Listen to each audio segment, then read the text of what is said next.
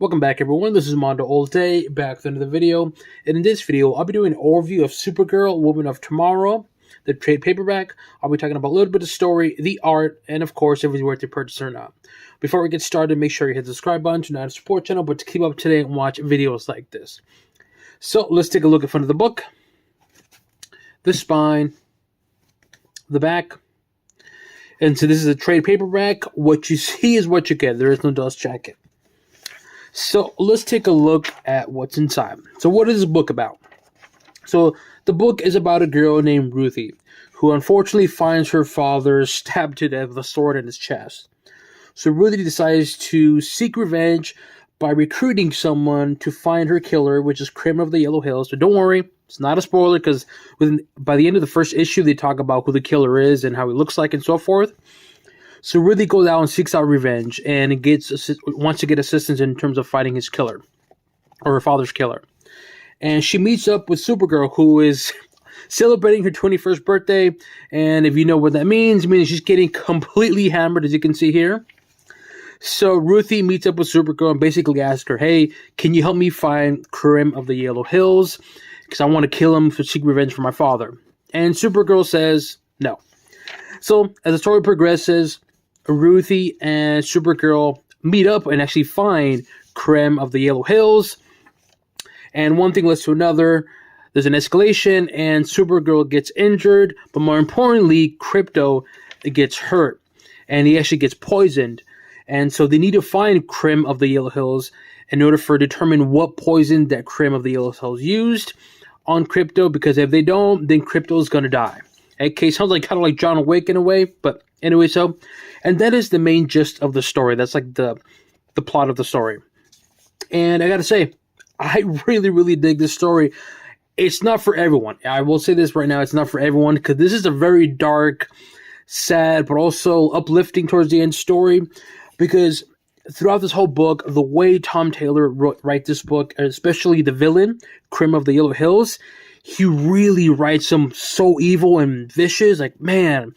There's one part of the story, which I'm not going to say too much about or show it, where Supergirl and Ruthie arrive at a planet and they see this like old man just digging holes for these dead bodies. So they reach up to him and they're like, hey, what's going on? What happened here? And this old man basically is telling them that Krim of the Yellow Hills and his prior to his goons came to his planet, killed like millions of people in his planet, and now he's essentially burying them all. But more importantly, though, the reason why he's burying them all is because he knows that his daughter was killed in the mass murdering, and so he's trying to bury as much as he can so he can find and locate his dead daughter.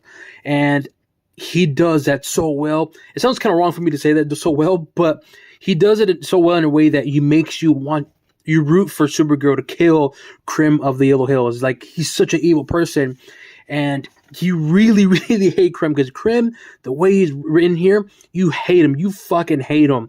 Sorry to cursing, but that's how much I hated him. But it's just the development of that character is so, so good. Tom Taylor, is it Tom Taylor? Yeah. Tom King, excuse me. Tom King, the way he wrote Krim of the Yellow Hills and his character arc, character development is so good to where, like I said, you will hate him. But more importantly, the character development between Ruthie, Supergirl is just amazing. It's really uplifting how Ruthie is very similar to Supergirl in the sense that there's still hope. Even with them going through all this stuff, they're still pushing because they believe in hope. There's still hope. Supergirl, good character development on here, because even though she goes through a lot, and she goes through a lot of stuff here, she gets injured, her dog gets poisoned. At one point, they're on a planet where the sun is actually green, which is made out of kryptonite, so Supergirl is weak, and she still pushes on, and because she believes there's hope. And that's what I like about the story. It's just the character development of Supergirl and Ruthie. Ruthie is a very small, tiny, sorry to say it, but very weak girl, but she's written in a way that she's kind of clumsy, but she's unintentional, if that makes any sense. Because there's certain things that she does here, so she's innocent because she doesn't know, but I don't know how to say it, but it's cute. It's in a weird way. In a weird way, it's kind of cute, but it's kind of like, man, you're weak, but in a cute, weak way. I don't know. It's kind of hard to explain. But anyway, so I really like the character, man. And the story itself is good. A very simple premise, like I said, just a revenge story. There's nothing wrong with it. And I've said it before, I'll say it again. good writing is good writing. Good storytelling, good storytelling. It's how you execute it. And I think Tom King did a fantastic job in terms of executing this story. And towards the end, there is some uplifting, but for the most part, though, it's a really sad story, especially when they really show all the damage that Krim and his pirates or his goons kind of did to all these planets. It's really sad. And yeah, man, I don't want to say too much. I'll spoil it because it does collect the 8 issues. It's not too big of a story, but it is really sad. But towards the end, it's really uplifting, and I really enjoyed it. Now, the art itself, it's good. It's clean. There's no really art here that really stood out to me, in my honest opinion. They look good and clean, but nothing really stood out to me like, holy crap. It does have the matte paper, so it is what it is. I will say, though, out of all the overviews I've done, and some other books that I've read, this has got to be the slowest paced book. So keep that in mind. So if you're reading into this book and kind of getting a fast paced story, this is not it. It's a very slow paced book. So be wary of that. Now, if you're interested in to see more about this book or more of the story, because I know James Gunn announced that this is the Supergirl story is based off of this comic book, then you might have to read it. But just be warned, though, the pacing of it is slow. So keep that in mind, though.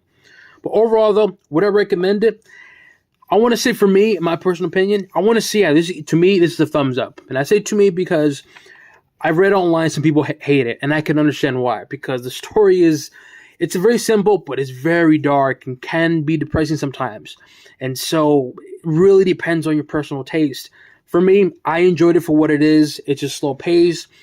Some people may not like it, so it's one of those books where it's like, it really depends on your liking. You may like it, you may don't. And I think this is the book is going to really separate it. Either you like it or you don't.